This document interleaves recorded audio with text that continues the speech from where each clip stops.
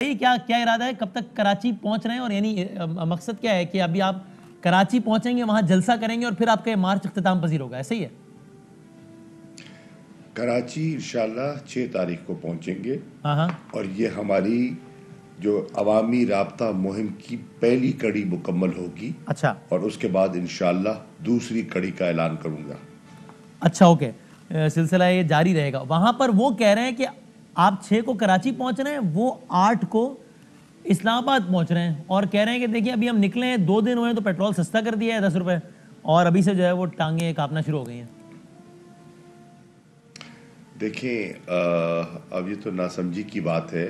ہاں ہم نے دیکھا، ہم نے جائزہ لیا، کچھ عرصے سے وزیر اعظم مشاورت میں تھے. اچھا ہم دیکھ رہے تھے کہ اللہ کے فضل و کرم سے ہر میدان میں ہم صحیح جا رہے ہیں. خارجہ امور میں اللہ کے فضل سے پیش رفت ہو رہی ہے، انویسٹمنٹس ہو رہی ہیں، معیشت گرو کر رہی ہے. اپوزیشن بظاہر یکجا ہے لیکن اندرونی کہانی کا ہمیں پورا علم ہے، بکھرے ہوئے ہیں، یکسوئی نہیں ہے. ہمارا چیلنج کیا ہے؟ ہمارا چیلنج ہے مہنگائی.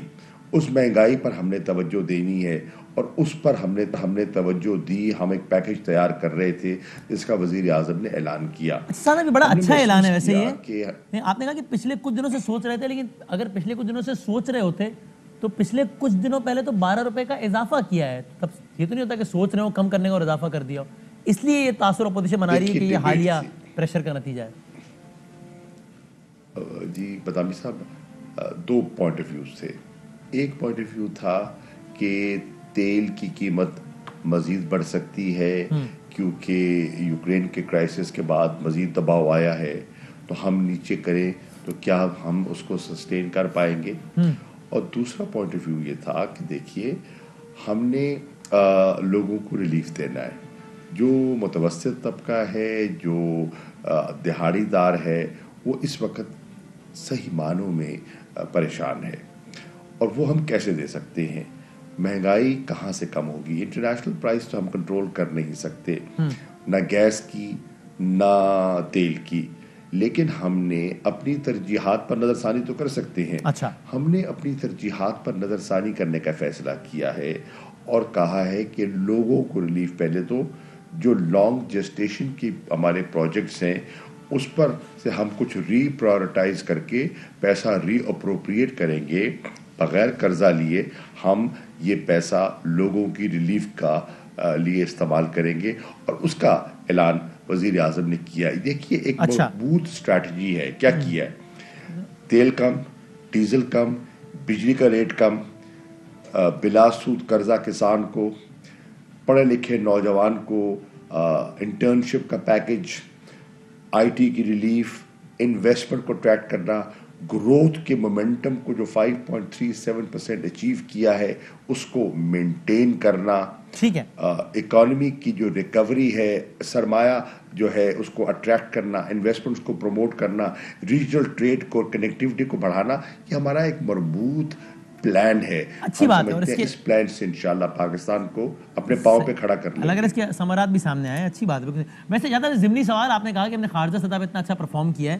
خود پرائم منسٹر صاحب کی بھی ایک سپیچ، میرا خیال ہے سال ہوا ہے اس سپیچ کو، مجھے یاد ہے فلور آف دا ہاؤس پہ کھڑے تھے، کامیابیاں گنوا رہے تھے اور بولے کہ سب سے بڑی کامیابی خارجہ محاذ پر ہے. تھوڑی سی حیرت ہوئی جب وہ 10 بیسٹ وزراء کو ایوارڈ دے گا، اس میں وزیر خارجہ نہیں تھے. آپ نے کی ویسے یہ بات کہ سر یہ مطلب تھوڑا سا دیکھ لیں یہ کیا ہے، ایک معصومانہ انداز میں آپ نے کچھ گوش گزار کیا. پہلی بات تو یہ ہے کہ میں وزیر اعظم کا شکر گزار ہوں کہ انہوں نے ایک مرتبہ نہیں 3 مرتبہ کیبنٹ میں فارن پالیسی کی کامیابی کا ذکر کیا. انہوں نے اسمبلی میں اس کا ذکر کیا. ابھی جو انہوں نے تقریر کی ہے اس پہ انہوں نے کہا کہ ایک آزاد خارجہ پالیسی کب اور کون بناتا ہے. اب جو کرائیٹیریا بنایا گیا تھا ارباب شہزاد صاحب نے، اس کی کچھ معلومات میں نے حاصل کی ہیں اور کوشش کریں گے کہ ارباب شہزاد صاحب کی توقعات پر پورا اترے. اچھا یعنی آپ کے خیال ہے پرائم منسٹر صاحب کی توقع پہ تو پورا اتر گئے, ارباب صاحب کی توقعات پہ پورا اترنا ہے آپ نے؟ پرائم منسٹر کی توقع پہ پورا اتر گئے. اچھا کوشش کریں گے کہ پی آر سی جو اس کی توقع پہ بھی پورا اترنے کی انشاءاللہ پوری کوشش کریں گے. اچھا یہ آئی wish you all the best. اور سر یہ جو خبریں ہیں کہ خان صاحب نے ترین صاحب سے رابطہ کیا ہے, کیا آپ کے علم میں ہے یہ, اور اگر کیا ہے تو آپ کے خیال میں اچھی بات ہے, کرنا چاہیے تھا؟ دیکھیے اگر جو خبر آئی کہ وہ بیمار ہیں اور وہ کچھ دن شوکت خانہ میں داخل رہی ہیں اور ان کے مرض کا تو آپ کو علم ہے اور غالباً ان کو دوبارہ ملک سے باہر لے جایا جا رہا ہے, انہوں نے اگر تیمارداری کے لیے چلے گئے تو اس کا مطلب ہے کہ معاملات اچھے نہیں ہیں. تو انہوں نے تیمارداری کے لیے اگر فون کیا ہے تو یہ مناسب ہے, ان کا ایک طویل عرصہ آپس میں رابطہ رہا ہے. لیکن دیکھیے ایک چیز ذہن نشین کر لیجئے, اور میں میڈیا سے پہلے بھی عرض کر چکا ہوں, جو تحریک انصاف کا منتخب ممبر ہے وہ عمران خان کے ساتھ ہے, وہ عمران خان کی ٹکٹ پر منتخب ہوا ہے, وہ زاہد اور بکر کی طرف نہیں دیکھ رہا, اس کا زاویہ بڑا واضح ہے, سیدھا ہے. اگر اس نے تحریک انصاف کے قافلے میں چلنا ہے تو اس قافلے کا سپہ سالار عمران خان ہے. لیکن شاہ صاحب یہ تو کوئی راز نہیں ہے نا کہ ایک تعداد ہے اراکین قومی اور پنجاب کی صوبائی اسمبلی کی جو کہ بلے پر منتخب ہوئے ہیں یا آزاد منتخب ہونے کے بعد پی ٹی آئی میں شامل ہوئے ہیں, اور ابھی وہ قریشی صاحب کے ساتھ کھڑے. یہ تو کوئی راز نہیں ہے, اس میں سلمان نعیم صاحب ہے, اس میں اون صاحب ہے, اس میں راجہ ریاض صاحب ہیں, بہت سارے لوگ ہیں. تو یہ تو کوئی راز تو نہیں ہے. یہ تو ایسے اراکین کا کیا اسٹیٹس ہے پی ٹی آئی میں ہے کیا؟ ہاں دیکھیے یہ دعوتیں ہوتی ہیں, آتے ہیں لوگ, جاتے ہیں. ابھی آپ دیکھیں نا, ایک تازی مثال, دعوت ہوئی, شہباز شریف صاحب تشریف لے گئے چودھری صاحبان کے پاس, دعوت کھائی, انہوں نے تیمارداری کی, لیکن حاصل وصول کچھ نہیں ہوا.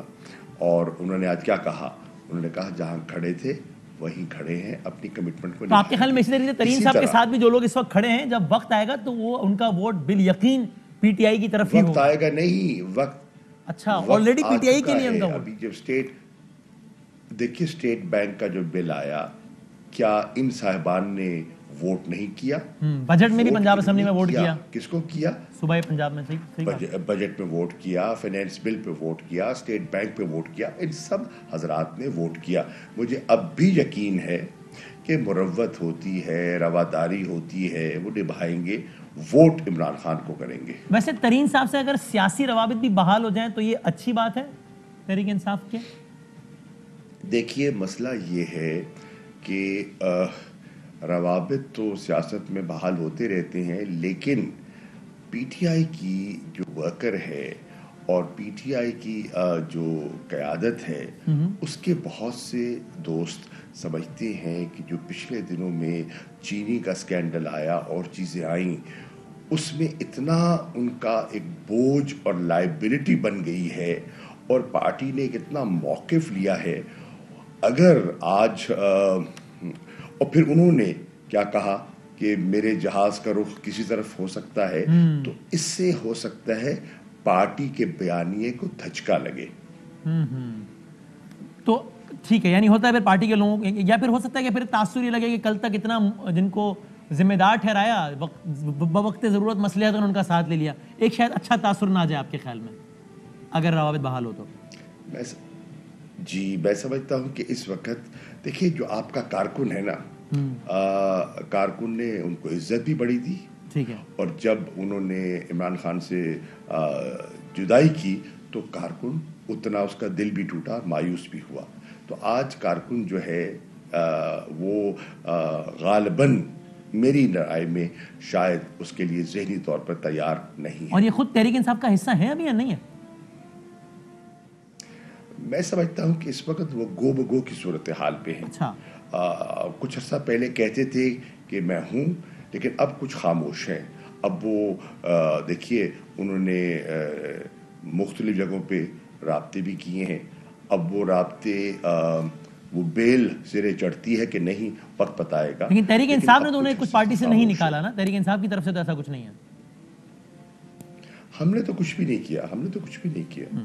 اور شاہ صاحب اس پہ فرما دیجیے گا کہ ایک تبصرہ یہ آتا ہے کہ ایسے موقع پہ جب عالمی منظرنامہ اتنا گرم ہے, رشیا یوکرین پر چڑھ دوڑا ہے, اور ایسے موقع پہ چڑھ دوڑا ہے جب پاکستان کے وزیر اعظم ساتھ بیٹھے تھے, اور تو ایسے میں یعنی کہ خارجہ پالیسی ظاہر ہے اور فورن منسٹر کا بڑا امپورٹنٹ اور موسٹ ریلیونٹ پورٹ فولیو ہے, تو آپ کے مخالفین کہتے ہیں کہ آپ آپٹکس دیکھیے کہ ملک میں یہ ہو رہا ہے, یعنی دنیا میں یہ ہو رہا ہے, اور وزیر خارجہ صاحب جو ہے وہ گھوٹکی سے چل پڑے ہیں کراچی کے, میں پیپلز پارٹی کو ہم چھوڑیں گے نہیں. ان آپٹکس کے بارے میں کیا کہے گا؟ وہ کہتے ہیں بھائی یہ ذمہ آپ کا منصب اس سے بڑے کاموں کا تقاضا کرتا ہے, نہ کہ یہ. میں بالکل صحیح کہہ رہے ہیں, بالکل صحیح کہہ رہے ہیں. میں اپنا فرض نبھا رہا ہوں. اس مارچ کے دوران جو گھوٹکی سے شروع کیا, میں نے پولینڈ کے وزیر خارجہ سے بات کی, میں نے یوکرین کے وزیر خارجہ سے بات کی. آج آپ کے اس پروگرام سے کچھ دیر پہلے میں نے رومینیا کے وزیر خارجہ سے مفصل بات کی. اچھا. میں نے برطانیہ کے وزیر خارجہ سے بات کی. میری جو اقوام متحدہ میں ہیومن رائٹس کاؤنسل پہ جو سٹیٹمنٹس ہیں, جو پوزیشنز ہیں, وہ باقاعدگی سے میرے سامنے رکھی جا رہی ہیں, مجھ سے اپروول لیا جا رہا ہے. ابھی 15 منٹ پہلے میری کوئی آدھ پون گھنٹہ فورن سیکرٹری سے بات ہوئی, پرائم منسٹر سے میری مشاورت مسلسل ہے. دیکھیے, اپوزیشن کو سمجھنا چاہیے کہ زمانہ بدل گیا ہے, ٹیکنالوجی آگے بڑھ چکی ہے. اب ہم فیس ٹائم بھی کر سکتے ہیں, ویڈیو کانفرنس موجود ہے, اب واٹس ایپ پہ آپ کو پورے مراسلے مل جاتے ہیں, ڈاکومنٹس مل جاتے ہیں, آپ ان کو شیئر کر لیتے ہیں, ٹھیک ہے نا.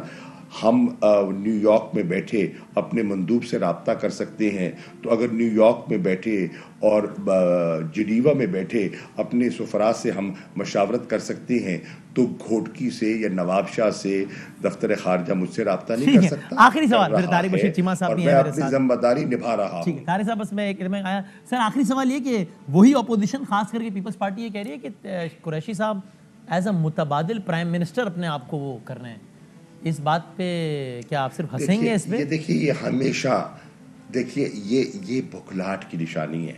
میں ہمیشہ کہتا ہوں کہ بیچارے ناسمجھ ہیں, انہیں ابھی تک سیاست کی الف بے پے نہیں آتی.